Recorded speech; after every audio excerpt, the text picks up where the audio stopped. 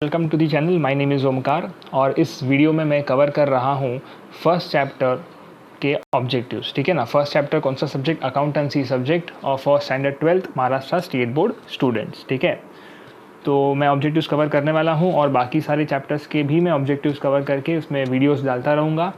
अलग से मैं एक प्लेलिस्ट बना दूँगा तो आपके सारे ऑब्जेक्टिव्स जो है अकाउंटेंसी सब्जेक्ट के कवर हो जाएंगे। ठीक है, फिर एक इन्फॉर्मेशन आपको देनी थी कि मैंने मेरा इंस्टाग्राम चैनल का लिंक जो है वो अबाउट सेक्शन में डाल के रखा है।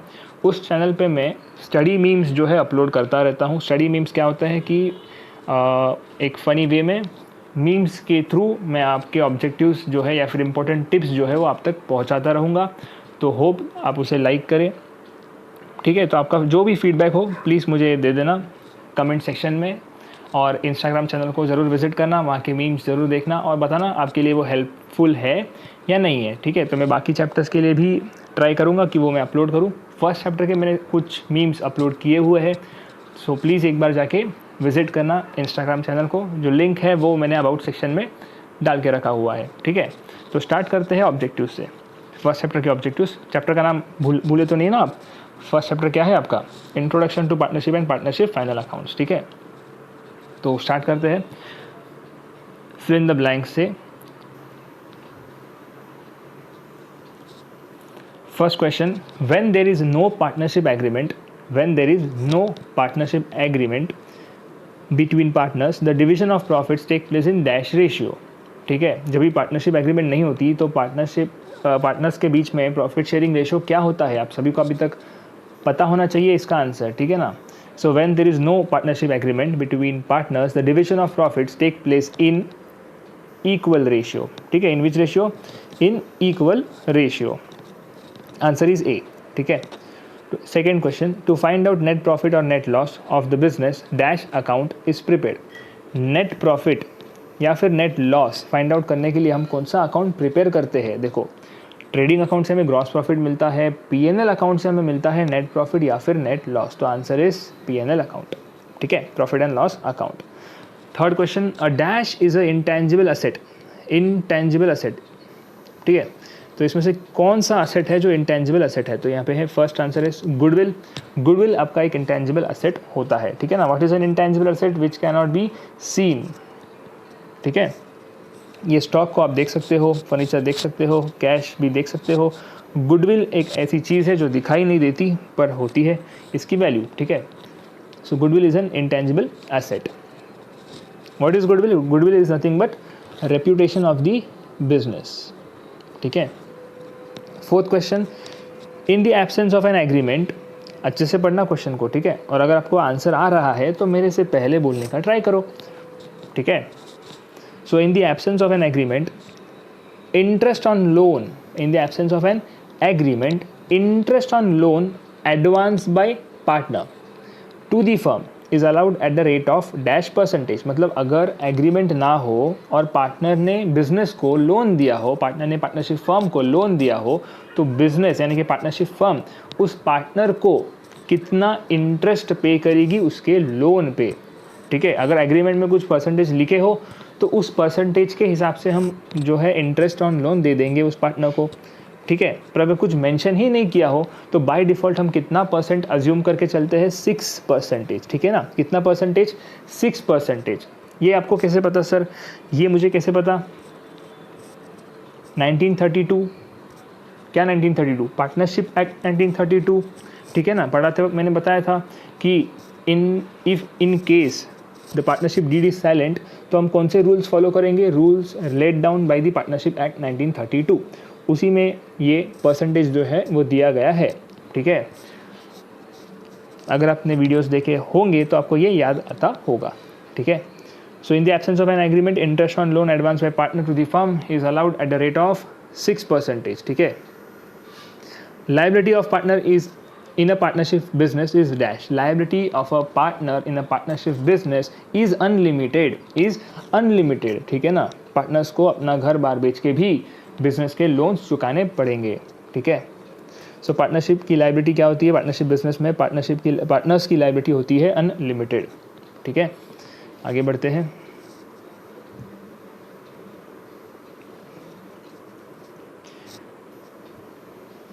हाँ, 6 question. The Indian Partnership Act is in force since, बहुत easy, 1932. The Indian Partnership Act is in force since 1932.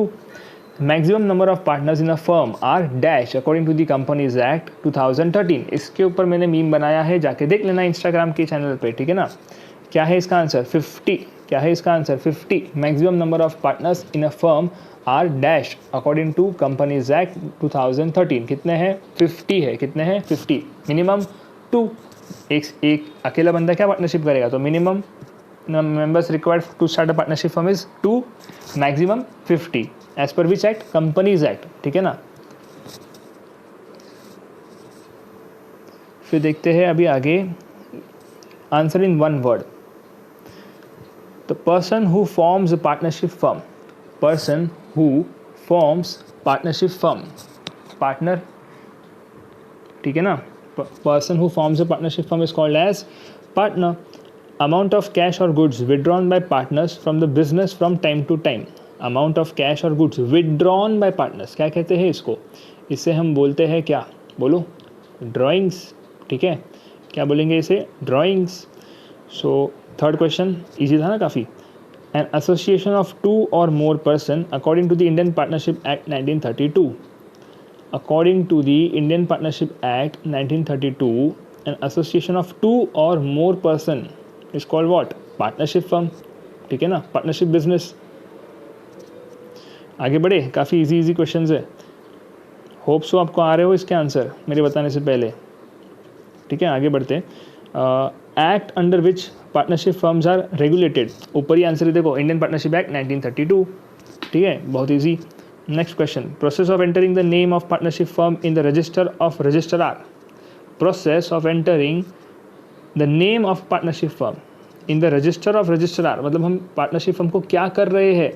Registrar के रजिस्टर में रजिस्टर कर रहे हैं, मतलब रजिस्ट्रेशन कर रहे हैं, ठीक है ना. तो the process of entering the name of partnership firm in the register of registrar is nothing but registration of a partnership, ठीक है. ठीक है ना. So next question. Partnership agreement in return form. Partnership deed. Partnership agreement in a return form is called as what? Partnership deed. फिर next. Under this method capital balance of partners remain constant. Capital balance constant कौन से method में रहता है? तो देखो, capital account बनाने के कितने मेथड है? 2 मेथड है. Fix capital method and fluctuating capital method. Fix capital method में जो कैपिटल अकाउंट का बैलेंस होता है वो फिक्स रहता है. तो क्वेश्चन भी तो यही पूछ रहा है ना कि under this method capital balance of partners remain constant यानी फिक्स्ड. तो which method is this? This is nothing but fix capital method. Fluctuating capital method में क्या होता है? जो कैपिटल बैलेंस है वो फ्लक्चुएट होता है, मतलब हम कैपिटल अकाउंट में ही सारे कैपिटल के रिगार्डिंग एडजस्टमेंट जो होते हैं वो करते हैं. और फिक्स कैपिटल मेथड में एक अलग अकाउंट बनाते हैं जिसका नाम है करंट अकाउंट, और उसके थ्रू बाकी जो एडजस्टमेंट है कैपिटल के रिगार्डिंग वो उसके थ्रू करते हैं, ठीक है, करंट अकाउंट के through. Proportion in which. 8 question. Proportion in which partners share profits. बहुत ईजी. प्रॉफिट शेयरिंग रेशियो, ठीक है ना. Proportion in which partner share profit sharing ratio. If question is silent या फिर partnership deed is silent regarding the profit sharing ratio, तो कौन से ratio में पार्टनर्स जो है प्रॉफिट बांटेंगे? इक्वल रेशियो में, ठीक है ना. 9 question. Such capital method in which only capital account is maintained for each partner. सिर्फ कैपिटल अकाउंट बनाएंगे, करंट अकाउंट नहीं बनाएंगे. कौन सा मेथड ये है? बताओ कौन सा मेथड है? कौन सा है बोलो? Fluctuating capital method, right. Fluctuating capital method. 10th question.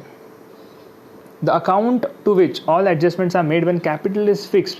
जब कैपिटल फिक्स होता है तब हम फिक्स कैपिटल मेथड फॉलो करते हैं. तब हम कैपिटल अकाउंट में सिर्फ कैपिटल बैलेंस लिखेंगे, वो वैसे का वैसा रहेगा, और बाकी सारे एडजस्टमेंट है जो है वो हम कौन सा एक नया अकाउंट ओपन करते हैं, उस अकाउंट का नाम है current account. Partners current account, ठीक है ना. So the account to which all adjustments are made when capital is fixed, current account. Expenses which are paid before they are due. Expenses which are paid before they are due, these expenses are called as, बोलो expenses जो due होने के पहले ही हम पे कर देते हैं, उसे हम कहते हैं क्या, प्रीपेड एक्सपेंसेस। क्या कहते हैं, प्रीपेड एक्सपेंसेस, ठीक है। The accounts that are prepaid at the end of each accounting year, accounts which are prepaid at the end of each accounting year. Final accounts, बहुत easy. An asset which can be converted into cash easily, an asset which can be converted into cash easily। liquid assets, which assets, liquid assets या फिर current asset भी इनको कहा जाता है, ठीक है, जो easily कैश में कन्वर्ट कर सकते हैं। Next, order in which fix assets are recorded first in the balance sheet। Balance sheet में असेट साइड में जो रिकॉर्डिंग करते हैं ना, हम लोग कैसे करते हैं, पहले असेट लिखेंगे, मतलब लैंड एंड बिल्डिंग, फिर फर्नीचर, फिर बाकी के असेट्स, मशीनरी एक्सेट्रा एक्सेट्रा, फिर एंड में जाके लिखेंगे कैश एंड बैंक, ठीक है। तो उस ऑर्डर जो हम फॉलो करते हैं, पहले असेट लिखने का और फिर करंट असेट लिखने का, उस ऑर्डर को हम क्या बोलते हैं। So the order in which fix assets are recorded first in the balance sheet, उस ऑर्डर का नाम है ऑर्डर ऑफ परमानेंस। क्या नाम है, ऑर्डर ऑफ परमानेंस, ठीक है। और वो ऑर्डर जिसमें हम पहले लिक्विड असेट्स यानी कि कैश एंड बैंक से शुरुआत करेंगे, ठीक है, उस ऑर्डर को हम कहते हैं order of liquidation, order of liquidation, ठीक है। तो फिक्स असेट पहले लिखा तो ऑर्डर ऑफ परमानेंस। तो बैलेंस शीट में असेट साइड में लिखने का जो ऑर्डर होता है ना, फिक्स असेट अगर पहले लिखेंगे, मतलब फिक्स असेट से हम स्टार्ट करेंगे तो हम उसे कहते हैं ऑर्डर ऑफ परमानेंसी। और अगर हम लिक्विड असेट्स पहले लिखेंगे तो उसे हम कहते हैं ऑर्डर ऑफ लिक्विडेशन, ठीक है। तो हम नॉर्मली कौन सा ऑर्डर फॉलो करते हैं, हम फॉलो करते हैं order of permanence. So order in which fixed assets are recorded first in balance sheet is nothing but the order of permanence। 16 question, debit balance of trading account। Debit balance of trading account पूछा है, ठीक है ना। Debit balance मतलब क्या कि debit side ज़्यादा होगी और क्रेडिट साइड क्या होगा, कम होगा। तो डेबिट साइड क्या होता है, अपना एक्सपेंसेस का साइड होता है। अगर एक्सपेंस ज़्यादा और क्रेडिट साइड कौन सी साइड होती है, नॉर्मली इनकम की साइड होती है, और इनकम कम एक्सपेंस ज़्यादा तो डेबिट बैलेंस आएगा, ठीक है। तो मतलब ट्रेडिंग अकाउंट में अगर आपके एक्सपेंसेस ज़्यादा हो, मतलब कि डेबिट साइड का टोटल ज़्यादा हो और क्रेडिट साइड का टोटल कम हो, तो आपको क्या बैलेंसिंग फिगर मिलता है, ग्रॉस लॉस मिलेगा, ठीक है ना। सो debit balance of trading account is nothing but what, gross loss. Credit balance of trading account is what, gross profit, ठीक है। समझ गए ना, हाँ सर समझ गए। डेबिट बैलेंस और क्रेडिट बैलेंस याद रखना। हाँ, डेबिट बैलेंस मतलब डेबिट साइड का टोटल ज़्यादा है तो बैलेंस वुड बी डेबिट, ठीक है, जो हम क्रेडिट साइड में बैलेंसिंग फिगर लिखेंगे, ग्रॉस लॉस है वो। और क्रेडिट बैलेंस तब बोलेंगे जब क्रेडिट साइड का टोटल ज़्यादा होता है और बैलेंसिंग फिगर आएगा आपके डेबिट साइड में टू ग्रॉस प्रॉफिट, ठीक है। ट्रेडिंग अकाउंट का समझ गया ना, डेबिट बैलेंस मतलब ग्रॉस लॉस, क्रेडिट बैलेंस मतलब gross profit. Credit balance 17 question है, credit balance of profit and loss account. Credit balance पूछा है मतलब प्रॉफिट एंड लॉस अकाउंट की क्रेडिट साइड ज़्यादा होगी, क्रेडिट साइड ज़्यादा होगी, डेबिट साइड का जो टोटल है वो कम होगा, तो क्या आएगा, ग्रॉस नेट प्रॉफिट आएगा, ठीक है, नेट प्रॉफिट आएगा। सो credit balance of profit and loss account is nothing but net profit, ठीक है। आई होप आपको समझ रहा हो डेबिट बैलेंस और credit balance. Debit balance of trading account is gross loss, credit balance of trading account is gross profit, debit balance of P&L is net loss, credit balance of P&L is net profit, ठीक है। Moving forward, answer ये क्या, true and false, ठीक है। सो start करते हैं। Third question, true और false. Partnership firm is a non trading concern, partnership firm is a non trading concern. Answer is true और फॉल्स, बोलो।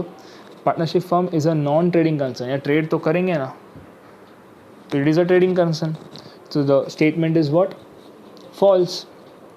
partnership firm is a trading concern, so the statement is false, ठीक है। Second question की तरफ बढ़ते हैं। क्या दिया है, पढ़ो। Profit and loss account is a real account. अरे पका रहे हो क्या तुम लोग, profit and loss account is a real account. इसका आंसर मैं दूँ या आप लोग ही दे दोगे। Profit and loss is a nominal account, ठीक है ना। Debit all expense and losses, credit all incomes and gains, ठीक है। So profit and loss account is a nominal account, the profit and loss account is a real account, this statement is false, ठीक है। चलो third वाला पढ़ो। Carriage inward is a carriage on purchases, carriage inward is a carriage on purchases, true. ठीक है, carriage outward क्या होता है, कैरेज ऑन सेल्स होता है, तो कैरेज इनवर्ड को हम कहाँ लिखेंगे, ट्रेडिंग अकाउंट के डेबिट साइड में लिखते हैं, बराबर ना, तो this statement is true. So carriage inward is a carriage on purchases. चलो आगे बढ़ो, fourth question, adjustments are recorded in partners current account in fix capital method, adjustments are recorded in partners current account in fixed capital method. हाँ, fix capital method में ही तो हम current account बनाएंगे, और करंट अकाउंट बनाएंगे तो सारे एडजस्टमेंट्स वहाँ पे रिकॉर्ड करेंगे, तो स्टेटमेंट इज ट्रू। ठीक है, the statement is true. Next, prepaid expenses are treated as liabilities, prepaid expense are treated as asset. आज अगर पैसा भर दिया तो कल फायदा है ना, ठीक है ना, कल पैसा नहीं भरना पड़ेगा, तो prepaid expenses are treated as asset. याद करो आपके एडजस्टमेंट का इफेक्ट, प्रीपेड एक्सपेंस का इफेक्ट याद करो, क्या करते हैं हम, अगर एक्सपेंस पहले से ही भर दिए है वो हमारे लिए एसेट होता है ना, एसेट में एक इफेक्ट जाता है, बराबर। So prepaid expenses are treated as liabilities, this statement is false, they are assets. Next, if partnership deed is silent, partners share profit and losses in the proportion of their capital. If partnership deed is silent, partners shares profit and loss in the ratio of capital. नहीं बेटा नहीं, तो किस ratio में वो लोग बांटते हैं अपने प्रॉफिट्स एंड लॉसेस को, इक्वल रेशियो। इसके ऊपर भी मैंने एक मीम बनाया है, ठीक है, चाहो तो जाके देख सकते हो, इंस्टाग्राम का जो लिंक है वो मैंने अबाउट सेक्शन में डाल के रखा है। और फीडबैक ज़रूर देना, अगर आपको मीम्स पसंद आ रहे हो, ना आ रहे हो, जो भी आपका फीडबैक रहे दे देना, ठीक है ना। Next question, balance sheet is an account, ना ना ना ना ना ना ना, balance sheet is a statement, ठीक है ना, तो 7th का आंसर भी क्या है, फॉल्स है। Next, wages paid for installation of machinery is a revenue expenditure, wages paid for installation of machinery, अरे एडजस्टमेंट अगर आता है ना तो हम क्या करते हैं, मशीनरी वेजेस जो इंस्टॉलेशन के लिए पे करते हैं वो हम मशीनरी में ऐड करते हैं ना, असेट में, असेट साइड में मशीनरी जिधर लिखेंगे उधर ऐड करेंगे वेजेस पेड फॉर इंस्टॉलेशन, बराबर। और वेजेस जो ट्रेडिंग अकाउंट के डेबिट साइड में रहता है वहाँ से माइनस करते हैं, एडजस्टमेंट आता है ना एक, ये याद करो, कॉमन एडजस्टमेंट है, ठीक है। So wages paid for installation of machinery is a revenue expenditure, the statement is false. Okay, next question,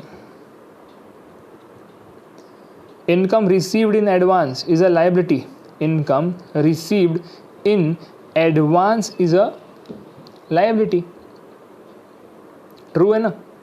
अगर इनकम आपको पहले से ही मिल गया है तो आप काम करने के लिए लायबल हो, समझ रहे हो, तो it is your liability. So income received in advance is a liability. RDD is a created on creditors, अरे गधो, आरडीडी का फुल फॉर्म क्या होता है, रिजर्व फॉर डाउटफुल डेट्स, ठीक है ना, रिजर्व फॉर डाउटफुल डेट्स, तो ये क्रेडिटर के ऊपर नहीं बनाते, ये डेटर के ऊपर बनाते हैं, ठीक है ना, तो the statement is false. RDD is created on creditors, ना ना ना ना ना, it is created on debtors, ठीक है ना, the statement is false.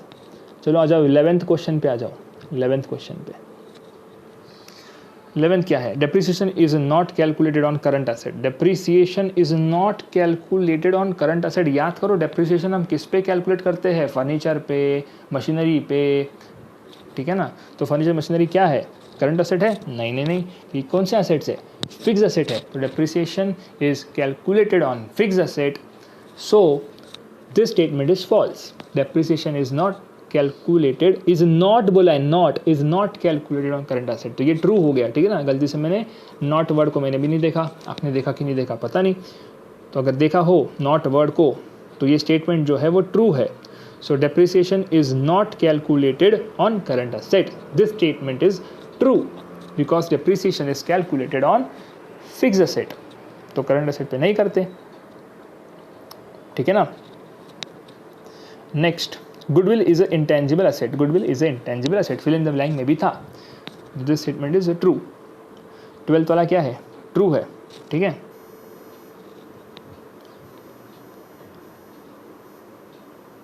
Next page पे जाते हैं,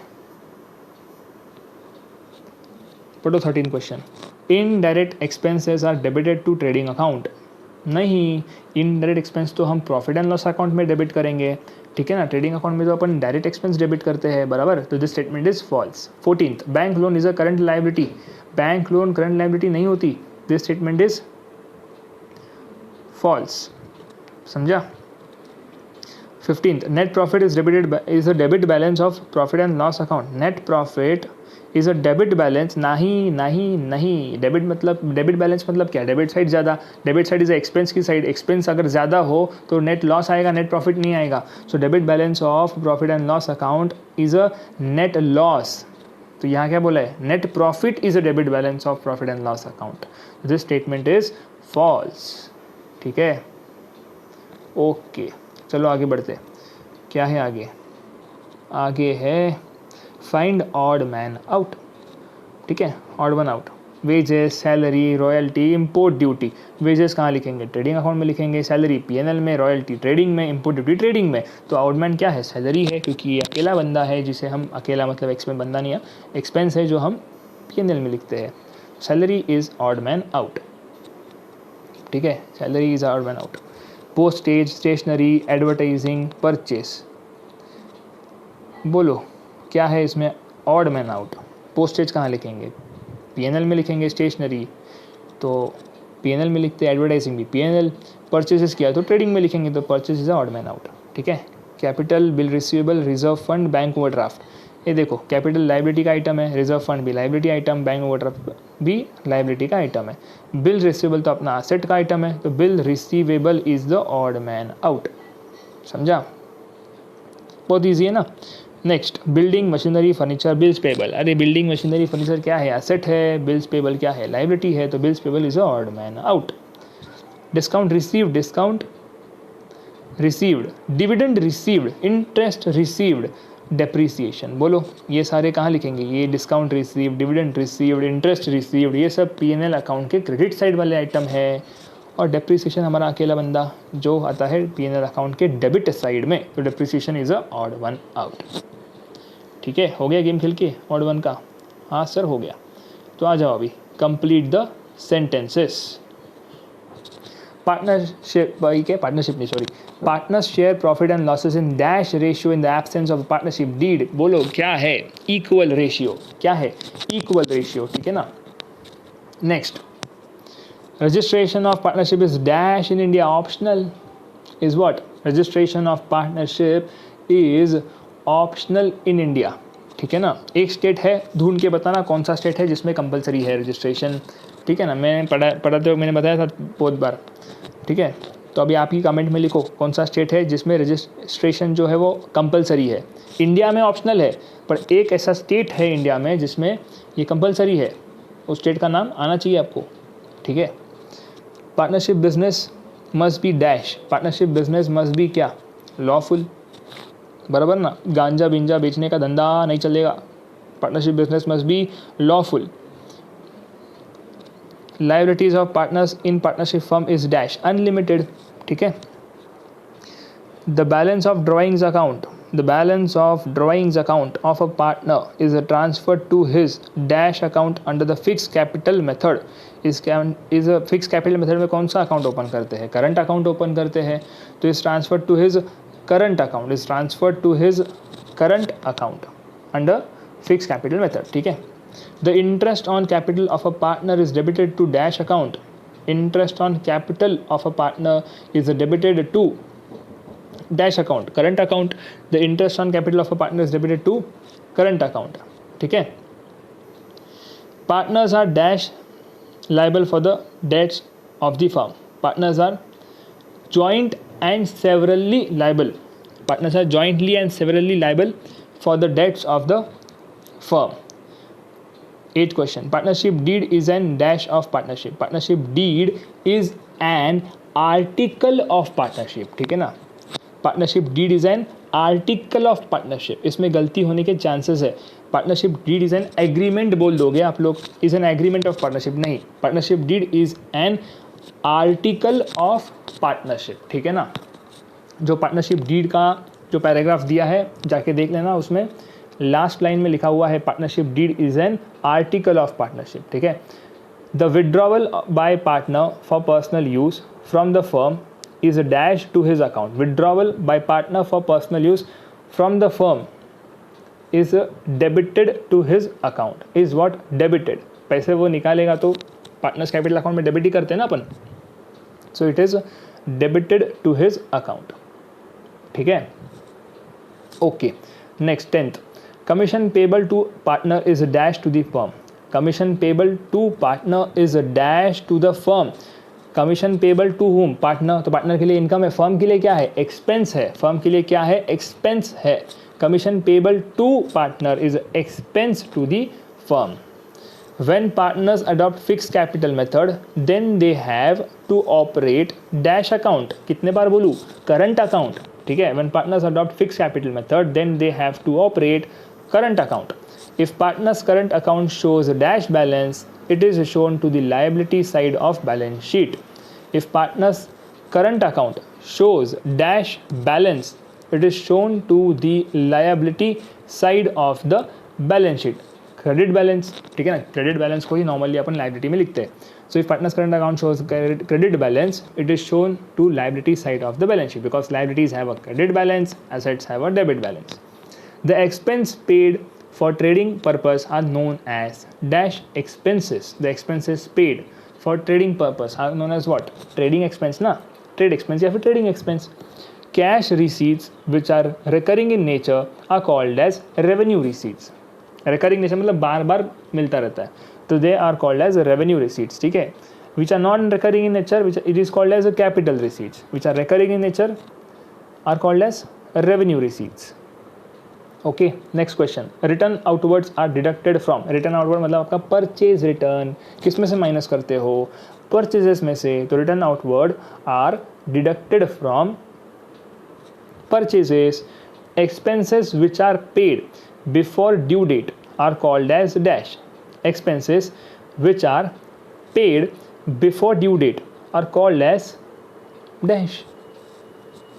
Expenses which are paid before the due date are called as prepaid expenses. पहले भी आ चुका है. ठीक है. फिल इन द ब्लैंक, पहले वाले फिल इन द ब्लैंक्स या फिर ट्रू और फॉल्स कहीं पर तो ये आया था रिपीटेड. काफ़ी सारे ऑब्जेक्टिव्स जो है इसमें रिपीट हो रहे हैं. Assets which are held in business for a long period are called as fix asset. बराबर ना. Trading account is prepaid on basis of is dash expenses. Trading account is prepaid on basis of direct expense. Okay. When commission is allowed to any partner, it is dash of the business. When commission is allowed to any partner, it is an expense for the business. ठीक है ना. When goods are distributed as free sample, it is treated as dash. Goods आप बांट रहे हो free samples तो आपके लिए लॉस है, तो आप उसको क्या ट्रीट करते हो? आप उसको एडवर्टीजमेंट के नाम से ट्रीट करते हो. So when goods are distributed as free samples, it is treated as advertisement of the business. ठीक है. So we have covered the objectives of chapter 1, Introduction to Partnership and Partnership Final Accounts. Thank you. ठीक है. Video अच्छा लगा हो तो like कर देना, चैनल को सब्सक्राइब कर देना और इंस्टाग्राम के चैनल को भी एक बार विजिट करके फीडबैक कमेंट्स में दे देना. Thank you so much.